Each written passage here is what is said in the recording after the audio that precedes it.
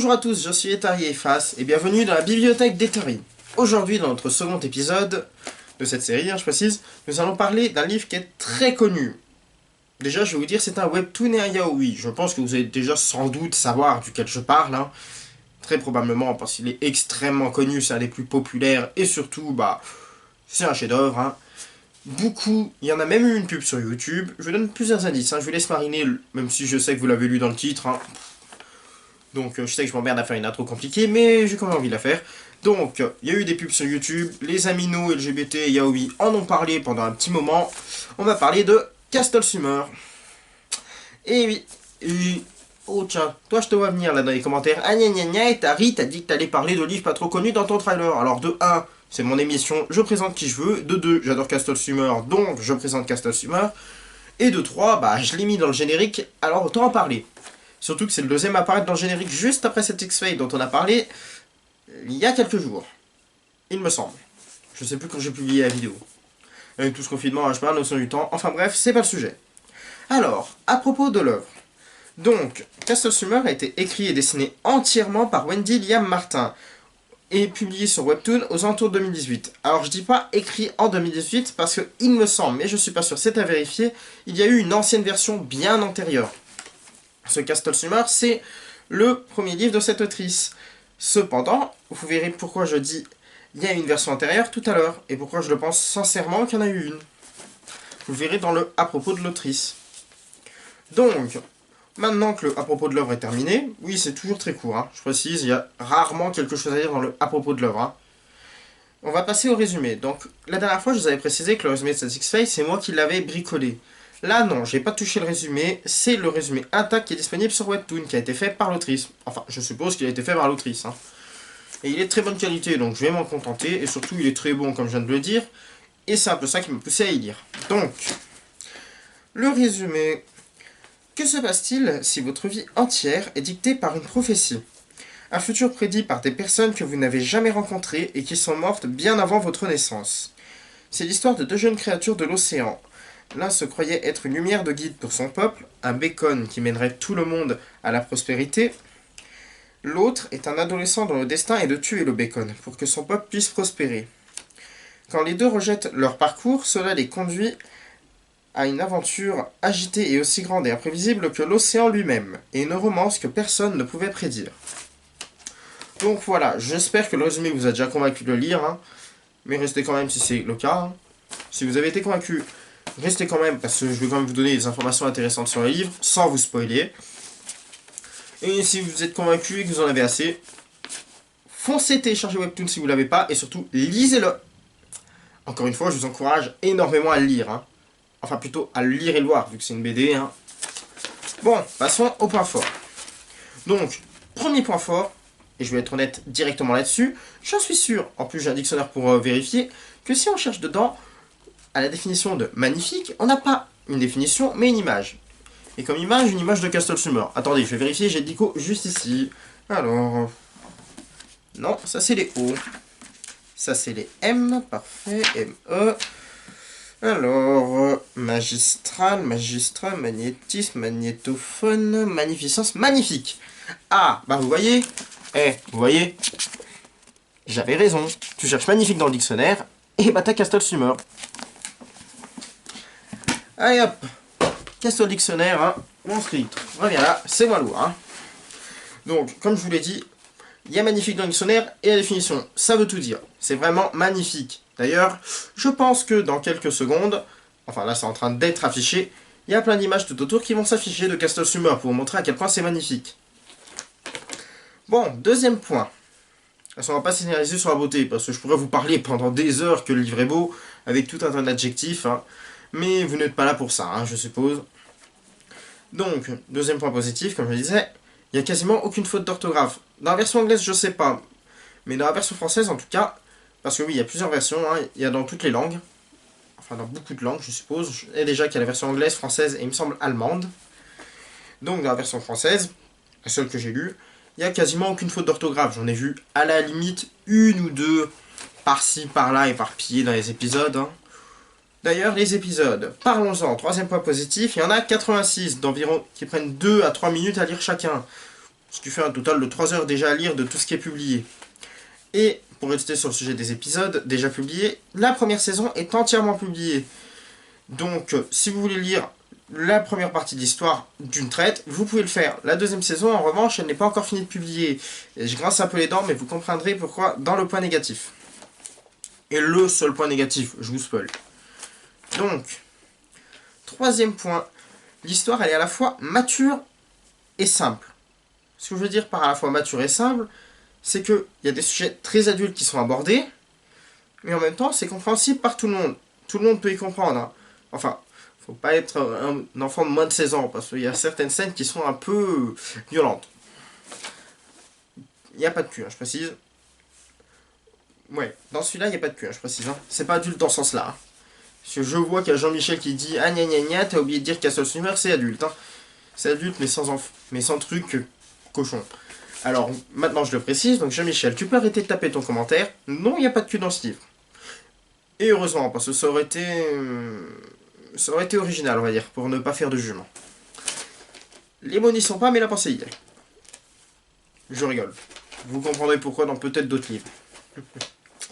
Donc, comme j'étais en train de le dire, l'histoire elle est mature, pas dans le sens sexuel, hein. Elle est mature dans le sens qu'il y a des thèmes comme la guerre, la violence, ou par exemple les problèmes familiaux qui sont abordés, ou l'absence parentale par exemple. J'aurais peut-être dû fermer ma gueule, là. Oubliez ce dernier point, j'ai rien dit. Parce que c'est un petit peu un spoil, désolé. Donc, et c'est à la fois très simple parce que tout le monde peut y comprendre, hein. Parce que si tu cherches juste à lire l'histoire comme ça en comprenant l'intrigue de base, tu la comprendras. Mais si tu grattes un peu, tu pourras trouver d'autres trucs, d'autres sujets bien plus matures. Enfin bref. Maintenant, passons au quatrième point. Alors, je précise, c'est pas un jeu de mots, parce que c'est le seul mot que je connais, mais la narration, elle est très fluide. Voilà, fluide, blablabla, ça fait un jeu de mots. Enfin bref. La narration, elle est extrêmement fluide, et surtout, l'histoire, elle est très addictive. Mais ça, on en reparlera juste après. Donc, ce que je veux dire par narration fluide, c'est que la narration, elle est un peu comme un très bon conducteur qui conduirait toujours en respectant le code de la route. Quand elle se freine pour ralentir sur une scène, elle freine doucement, et quand elle accélère à bon coup, et ben elle le fait correctement, en respectant le code de la route, sans passer de 110 à 130 d'un seul coup. Ça fait pas péter le moteur, et ça permet de continuer de suivre l'histoire correctement. Et dans le sens très addictif, et bah, c'est la fameuse théorie de tu lis un épisode, ensuite tu dis, t'en lis une 5, tu vas jusqu'au 5 et tu dis, bon, j'en lis un dernier, je m'en garde pour après, et ensuite le dernier, le fameux dernier du dernier, le dernier du dernier. Et quand t'auras dit, j'ai le dernier épisode, tu te rendras compte qu'en fait, il n'y en a pas d'autres publiés juste après. Et tu poireautes. Ça fait un peu mal. Mais en général, ouais, quand tu commences, t'as du mal à t'arrêter. Parce que t'as envie de connaître la suite.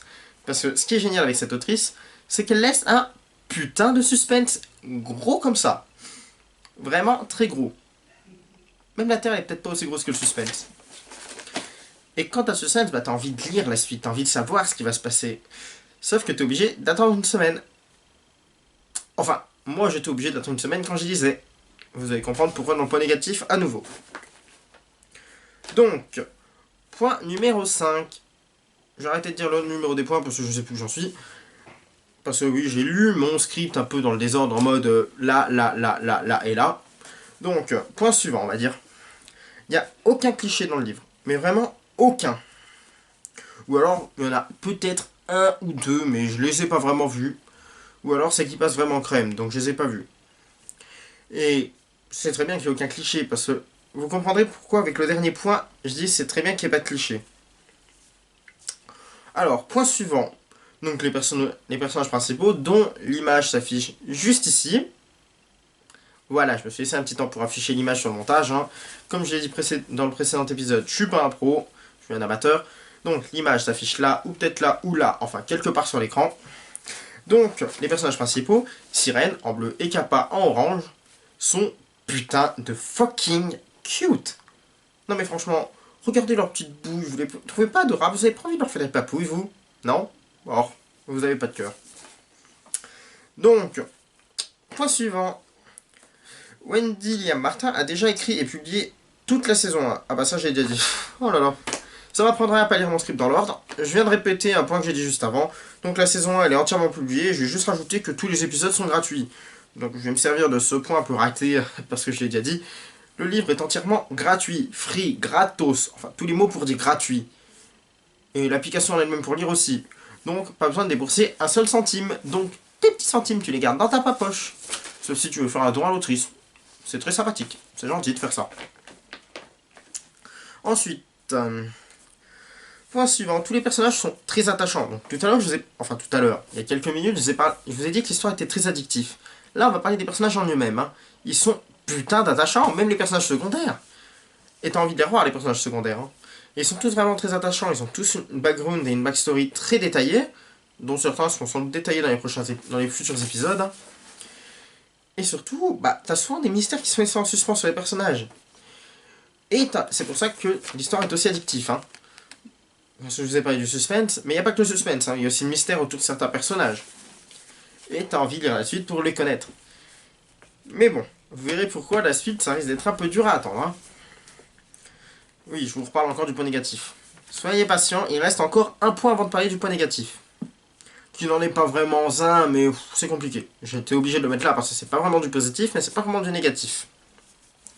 Donc, dernier point positif, Castle Summer, c'est pas un yaoi de dénonciation ou qui parle de LGBT-phobie.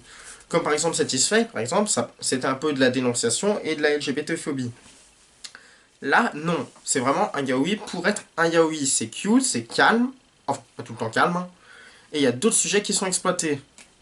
Plutôt que des sujets classiques dans les yaoi, parce que c'est bien sympa les yaoi qui dénoncent et tout, hein, c'est très important, ça permet de faire avancer la tolérance, mais bon, on va pas se le cacher, hein, c'est un peu comme si vous aviez le choix entre Rocky...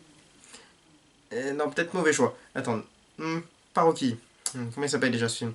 C'est un peu comme si t'as le choix entre une dystopie et une utopie, tu vas plus aller regarder l'utopie, ça te met le sourire, alors que l'autre, tu prends une corde, tu la passes autour du cou, et paf, ça fait des chocs à pic.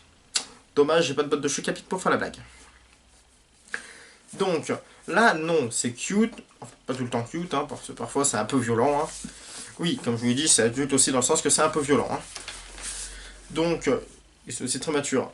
C'est à la fois cute et mature. Hein. Je me répète un peu. Et surtout, t'es là pour passer un bon moment. T'es pas là pour déprimer un coup. T'es là pour passer un bon moment. Là, c'est vraiment... C'est un peu comme si t'as le choix entre un Marc Lévy et un Victor Hugo. Victor Hugo, c'est un peu dénonçateur. Marc Lévy... Bon, Marc Lévy c'est pourri, je suis désolé, mais j'ai pas d'autres exemples. Marc Lévy, c'est plus pour le fun, et Victor Hugo, c'est plus pour le sérieux. Là, c'est ça. Sauf que l'avantage de Castle Summer, c'est que c'est entre les deux. C'est fun, mais ça reste sérieux quand même. Bon, maintenant qu'on a fait les points positifs, hein, c'était très long, ça me prend quasiment toute une page. Je sais pas si vous voyez. Alors, on va passer au seul point négatif du jour. Donc, comme je vous le répète depuis tout à l'heure, hein, je pense que je vous ai peut-être un peu gonflé avec ça, eh bien, avoir la suite, ça risque d'être un peu dur, parce que je sais pas si c'est pour des raisons médicales ou des vacances, mais la publication est en pause pour 3 mois. Mais bon, vu la qualité de Castle Summer, on peut pardonner à l'autrice de se prendre un peu des vacances, on va partir sur ce principe-là, que c'est sans doute des vacances, parce qu'il faut dire que elle a tenu, depuis le début de la publication, comment on dit, le rythme de une publication par semaine, donc une publication tous les dimanches. Sans faute, et toujours à la même heure, 16h37. Et toujours à 16h37 le dimanche, ça a été publié, donc on peut bien lui pardonner de prendre un peu de vacances après un travail d'une aussi bonne qualité, parce que franchement c'est très joli, les dialogues sont très bien écrits, les personnages sont bien écrits et magnifiques, et attachants. Franchement le livre, il n'y a rien à redire de négatif dessus, mis à part ces petites vacances, hein, mais bon, c'est pas vraiment du négatif comme je vous l'ai dit, c'est du... entre négatif, c'est entre deux, c'est positif pour l'auteur, mais c'est un peu négatif pour nous. Mais bon, tout bon travailleur a le droit à des vacances. Enfin, tout travailleur a le droit à des vacances. Bref, maintenant passons à propos de l'artiste. Donc, comme je vous l'ai dit dans l'introduction, enfin plutôt dans le à propos de l'œuvre, qui est un peu une introduction entre guillemets, enfin bref, vous m'avez compris, Wendy Liam Martin a écrit un autre livre, son deuxième livre. Et il s'agit d'un Yuri, pour changer un peu. Il est disponible sur le site Tapas, donc je connaissais pas bien le site, je suis tombé complètement dessus par hasard en cherchant sur Tumblr Wendy Liam Martin, donc. Et je suis tombé dessus par hasard, j'étais très satisfait, il est très bon, il est excellent. Et je vous conseille aussi d'aller le lire. Bon, on n'en parlera pas dans cette émission parce qu'il est malheureusement trop court. C'est un one-shot d'un seul chapitre. Il est trop court pour qu'on parle là-dedans parce que le critère c'est au minimum 5 chapitres ou 5 épisodes. Là, il n'y a qu'un seul épisode donc je peux pas vraiment en parler là. Mais je précise quand même que je le mentionne. Vous avez le lien en description. Il est vraiment magnifique. Il est dans la même lignée que Castle Summer. Il est très beau. Bon, c'est pas sur la mer cette fois-ci, c'est sur les oiseaux. Mais je vous spoil pas trop. Enfin, je précise, je crois que c'est un Yuri. Je suis pas sûr que les personnages sont des femmes, mais il me semble que oui. Il me semble. Enfin, du moins dans les commentaires, c'est ce qui se dit. Bon, petit bémol là-dessus, c'est qu'il est entièrement en anglais, il n'est pas disponible en français, il n'a pas été traduit, c'est dommage parce qu'il est vraiment très bon. Mais bon, peut-être que si vous lui faites beaucoup de pub, s'il devient assez populaire grâce à cette émission ou à d'autres, si d'autres en font la pub, peut-être qu'un jour on aura une traduction française, voire peut-être même une suite. Ce serait pas mal, une suite. Donc, deuxième point dans le à propos de l'auteur, l'artiste a donc un Twitter, donc un Trump, je viens de vous le dire juste avant, un Tapas, je viens de vous le dire aussi juste avant. Tapas, il y a plein de livres, c'est un peu comme Webtoon, mais sauf que c'est sur internet, c'est une application, à ce que j'ai compris. Et un Instagram. Donc tous les liens sont en dessous dans la description. Non, regardez pas en bas, regardez dans la description. Donc, disponibilité de Castle Summer. Désolé de ce petit bafouillage, je m'en veux un peu. Donc, il est entièrement gratuit, comme je l'ai dit dans les points positifs, et sur Webtoon, comme je vous l'ai dit, dans le à propos de l'œuvre. Allez le lire. Tous les liens, je le répète, tous les liens sont en description pour trouver le Webtoon, le Tapas pour le Yuri, dont j'ai malheureusement oublié le titre, il est trop long et en anglais pour que je le dise, j'ai pas envie de le bafouiller, et ainsi que tous les liens des réseaux sociaux de Wendy Liam Martin. Donc, on en a fini pour aujourd'hui. Je pose mon script à côté. Alors, je vous remercie. N'hésitez pas à vous abonner à ma chaîne. Et surtout, allez lire ce que je vous ai conseillé. Ouais. Je pense que ça va être très souvent, parce que là, dans les débuts, dans les premiers épisodes, je vais vous parler de trucs que j'adore, que je connais parfaitement. Ensuite, je m'intéresserai à vos suggestions. Si vous en avez, bien évidemment. J'espère que vous en avez. Parce que j'ai pas envie que l'émission s'arrête au bout de 12 épisodes. Parce que ça me semble qu'il y en a que 12 de prévus, pour l'instant. Donc, comme je vais le faire assez souvent, d'abord allez lire le livre et le Yuri, et ne vous inquiétez pas, c'est de l'anglais simple, vous arriverez à le comprendre. Même moi qui suis un gros pudding en anglais, j'ai très bien compris. Alors, allez le lire, et ensuite, si vous êtes satisfait du livre et que vous avez fini, n'hésitez pas à vous abonner à ma chaîne, à mon Twitter, enfin à tous mes réseaux, tous les liens sont en description. Encore une fois, n'hésitez pas à vous abonner à ma chaîne, ça me ferait très plaisir. Et surtout, ça prouve que vous avez aimé ce que je fais, et ça me donnerait surtout très envie d'y continuer. N'hésitez pas à venir, et l'émission Le Monde des LGBT aura encore du retard, je précise. Ouais, ça risque d'être peut-être la ligne rouge de la chaîne. Il y aura du retard, parce que le bricolage, c'est peut-être mon fort, mais ça prend quand même du temps. Parce que je dois résoudre quelques petits problèmes encore sur le décor, des problèmes d'éclairage et tout le bordel. Mais bon, je vous passe ma vie privée. Abonnez-vous à la chaîne, mettez un like si vous avez aimé. Allez lire, vraiment, allez lire Castle Summer et le Yuri de Wendy Liam Martin. Abonnez-vous à ses réseaux sociaux à elle. Et je vous dis à la prochaine pour un autre épisode qui sera sur Ten Count. Oui, encore un truc connu, je sais. Mais bon, faut bien que je fasse avec ce que j'ai. En plus, j'ai la version papier. Enfin bref, je vous spoil pas trop le prochain épisode. Allez, ciao tout le monde, c'était Etaria et Face. À la prochaine. Zoubi zoubi.